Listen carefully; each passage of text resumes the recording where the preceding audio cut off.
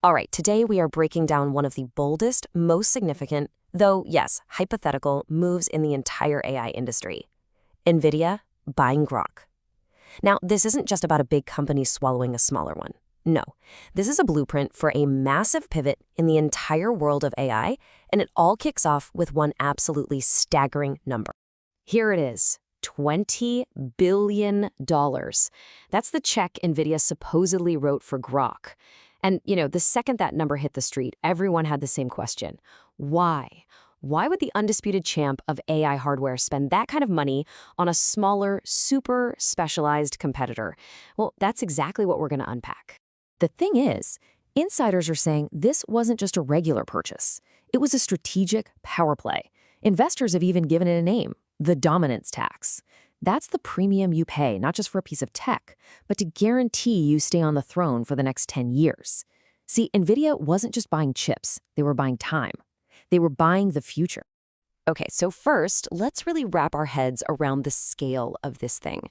This wasn't some simple acquisition, it was a massive high-stakes bet on where AI is headed. And honestly, that price tag, it tells you everything you need to know. I mean, just look at this gap. Groq's last private valuation was a solid, very impressive $6.9 billion. Nvidia came in and paid nearly 3 times that amount. A 3-buy premium like that isn't just a nice offer. It's practically a scream.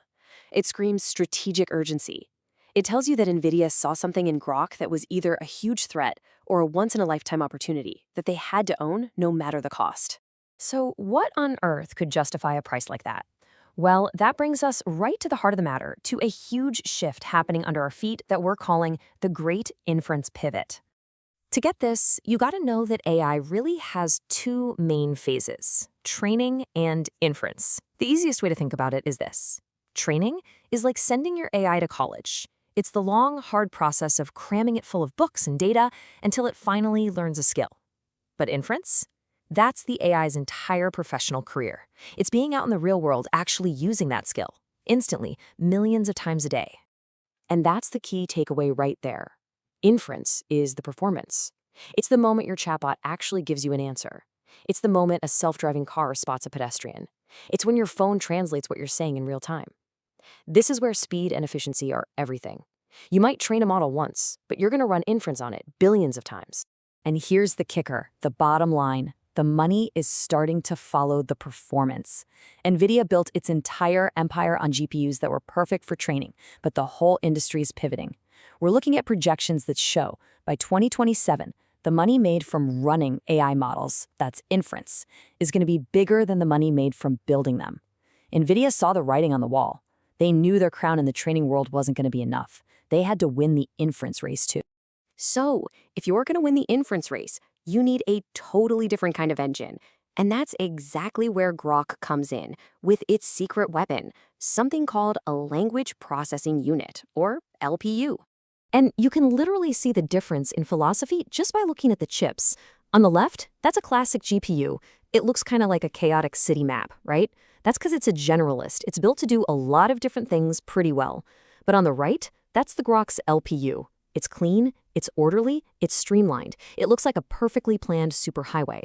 And that's because it was designed from day one to do just one thing, run AI inference faster than anything else out there. Let's break that down real quick. Nvidia's GPUs are parallel processors. They're great multitaskers. Groq's LPU, on the other hand, uses what's called a data flow architecture, which is way more like a specialized assembly line. But the real game changer? It's the memory. GPUs have to reach off the chip to get to their main memory. Groq put its super fast memory right on the chip. And that one change gets rid of a massive bottleneck, and it cuts the response time, the latency, from milliseconds down to microseconds. That's 1,000 times faster. That's the difference between an AI that feels fast and one that feels totally instantaneous. The best analogy I've heard is this. Think of a GPU as a master chef running around a chaotic kitchen, grabbing different ingredients from different shelves. The LPU, though, is a perfectly synchronized, high-speed assembly line. The data just flows right through it in a predictable, straight line. There's no wasted time, no overhead trying to figure out what to do next. It's just pure, raw speed. But look, having the world's fastest chip is only half the problem. In the world we live in today, a monster player like Nvidia trying to buy a disruptive competitor like Groq, Well, that sets off every single antitrust alarm bell in Washington and Brussels. So to get this deal done, they had to be really, really smart. So instead of a simple buyout, Nvidia pulled off a strategic masterstroke. First, they went for the crown jewels. They bought Groq's core patents and their hardware plans. Second, they did an acqui-hire of the brains behind the operation, all the key engineers. And third, and this is the brilliant part, they let Groq's cloud service business stay an independent company.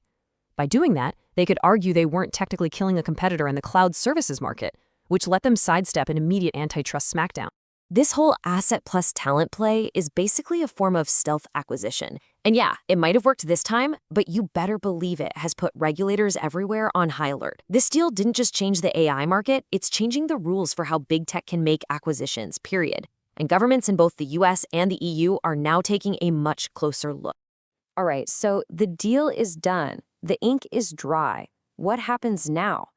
Well, with this one move, Nvidia didn't end the competition.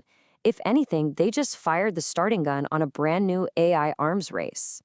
By swallowing Groq, Nvidia has completely redefined its rivals. Now, the biggest challengers are the hyperscalers, think Google with its TPUs or Amazon with its Inference chips, who are building their own silicon. Of course, the old guard, AMD and Intel, are now under even more pressure to catch up. And for those other specialized AI startups out there like Cerebras, the message is pretty clear: get big, get niche, or get ready to be acquired. And the impact of this would be felt almost immediately. I mean, within a year, you'd expect to see hybrid Nvidia Groq systems targeting industries that need that zero latency speed, like high-frequency trading. By 2027, the money pivot would be complete, with inference revenue officially overtaking training. But the real long-term prize, it's even bigger. This is the kind of tech that unlocks the next phase of AI, moving us away from just chatbots and into a world of truly autonomous, real-time agents that can see, think, and act in the physical world in an instant. So when all is said and done, how do we look back at this move? Really, there are two sides to this coin. On one side, it is an absolutely brilliant act of proactive disruption. You have a market leader that's so paranoid about being disrupted that it's willing to potentially damage its own cash cow business just to stay ahead of the curve. But on the other side, it's a massive, high-stakes bet. A $20 billion gamble that this one specific vision, a real-time, inference-first future, is the future for AI. And that leaves us with a big question, doesn't it?